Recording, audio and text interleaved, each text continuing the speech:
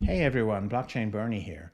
Tokenomics, such a word, right? For some people, it might sound intimidating because it's a long word. It has some economics in there, it has token in there, and many people do understand a little bit what a token really is, but then economics of a token, what does it really mean?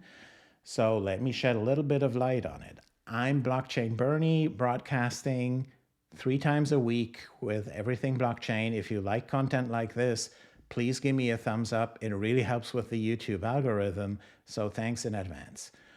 All right, so with the tokenomics, what it actually means is like you create a token, right? And a token is some form of currency. It's usually on a smart contract blockchain. So if you have smart contract blockchains, Ethereum, Avalanche, Polygon, Solana, whatever it might be, Cardano, they all offer you to create your own tokens, which is like your own currency in a sense, right?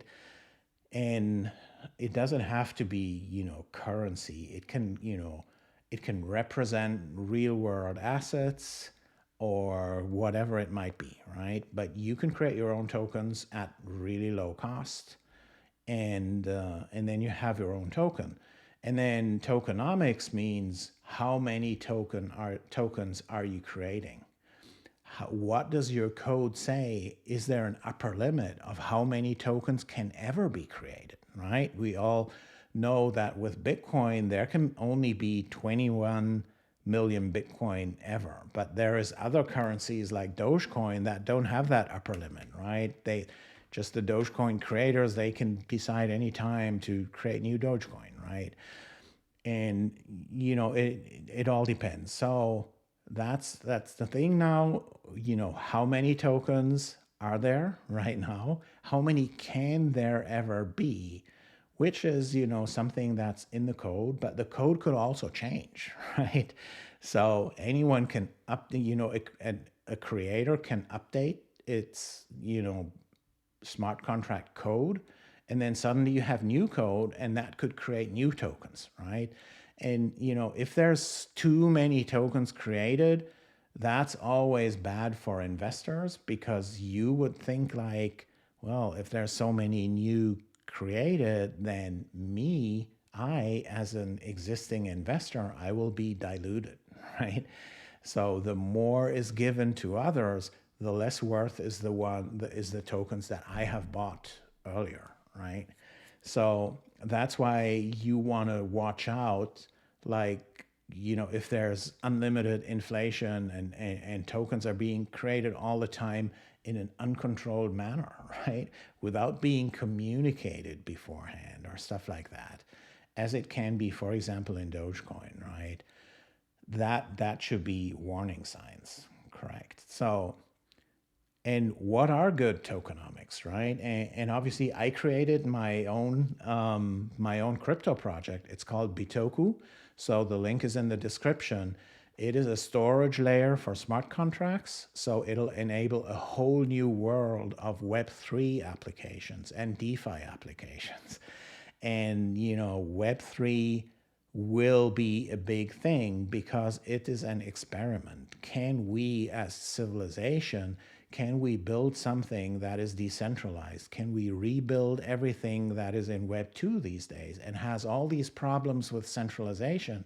Can we rebuild it in a decentralized way with decentralized control, right? Not only geographically decentralized, but with decentralized control.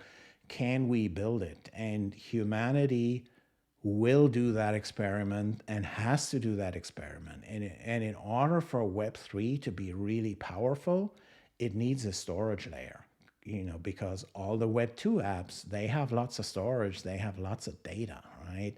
And that data has to be with decentralized control as well, because otherwise it's not the real experiment that humanity needs to do, right?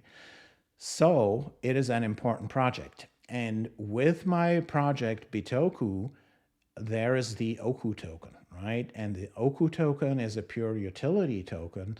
It pays for storage in the Bitoku network, right? So it's not an investment or anything. It is a utility token. It gives you the possibility to store data using smart contracts. We start with Solana smart contracts, but it might be other smart contracts in the future. So I had the task of designing the tokenomics of the Oku token, right? And what is a good tokenomics? What's a bad tokenomics? Well, that depends on what you want to do. Do you want to create a currency? Do you want to create a financial thing that might be a general form of payment? Then probably you have different requirements for your tokenomics than whether you want to create a utility token or you want to create a token that is rewards for validators as we have it in the Bitoku blockchain. So what I did is, first of all, I set an upper limit of how many Oku tokens can there ever be, right? And I like that because that will prevent kind of unlimited inflationary effects, right? Nobody wants that. So who already owns Oku tokens? And you can earn Oku tokens by running a validator in the Bitoku blockchain. So I highly encourage you, if you haven't done it yet, go to bitoku.io, link in the description, and check out our light paper where everything's described. And in the light paper, you also find the tokenomics. So we have that upper limit of 4.015 billion Oku tokens, and that's all there can ever be, right? And at every point in time, we know exactly how many Oku tokens are available because each and every day there will be 1 million Oku tokens emitted, right? So we kind of, dispense these 4 billion Oku tokens over a period of 10 years. And then after that, we have a burn mechanism where transactions in the Bitoku network are being paid for using Oku, but validators are also being rewarded in Oku tokens. And through that scheme, there will never be more Oku tokens created, right? Because the rewards for the validators will be paid for by the users that pay those fees, right? So even after those 10 years, we will always stay at that level. And that means, there is no, unlimited inflationary effect, right? And we dispense it in equal steps over time, just to be sure that as we grow as a company, we have more and more supply, right? We don't want to have all the supply out there. We want our validators to be able to earn their Oku over time. And you can participate in that chain by purchasing a license to run a validator node. You can do that right now. The validator sale is open, so you find it all on bitoku.io. And that is a cool thing. And would I do the tokenomics in a similar way again? Yeah, I would say yes. I always want to have that upper limit. I don't know why so many don't have that upper limit. It seems to me like they just want to have a backdoor to enrich themselves or their buddies, or I'm not sure why, right? I want to, and it's in the code, and it's also in the light paper, which is a binding document. So there will never be more than 4.015 billion Oku tokens. And that's how I designed it, right? Some other criteria are people are looking at who owns how many Oku tokens, right? So for us, it's like Bitoku Labs, who's developing that blockchain. They will get 500,000 of these 1 million that are being created every day. 500,000 go to Bitoku Labs, which is my company, which develops the Bitoku blockchain, and the rest goes to users, right? To people like you and me who have purchased node licenses. And the thing is, the earlier you get in, the better for you, because the more time you have to earn your Oku, plus the price of the Oku token, the price of the validator nodes is always going up. So we have an ascending pricing model. It's right now at $1,400, and it goes up $100 each and every time we sell off 100 nodes. And Gala Games has that same concept, and they started out at very low price per Gala node, and right now it's about $100,000 to get one Gala node.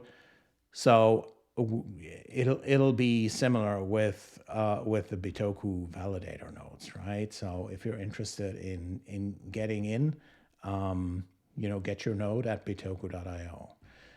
All right, so this was it about tokenomics. So some people say like, okay, if there's a lot of venture capital in there, right? They don't like the tokenomics when there's 70-80% of venture capitalists, and then only a small percentage is the users.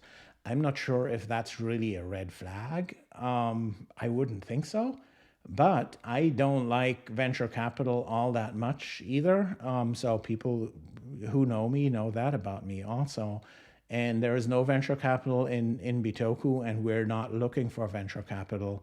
Right now, yeah, it's just all crowdfunded, and it's people like you who can get in and get a validator node. And, we plan to keep it that way, right? So, yeah, that's what I like about the tokenomics. Read our light paper. It's all described in there. And, comment in the video if you have any questions on our tokenomics. You can also sign up for our Discord. Just go to bitoku.io. There's the Discord logo up there. Sign up for our Discord channel. And, our team and myself are always there to answer your questions. And yeah, so if you have any more questions about tokenomics, what's good, what's bad about tokenomics, if you have a special token in mind, a special cryptocurrency where you would like to know, is that a good tokenomics, bad tokenomics, just let me know in the comments, so I can give you my 2 cents on it, which are obviously just my 2 cents, right?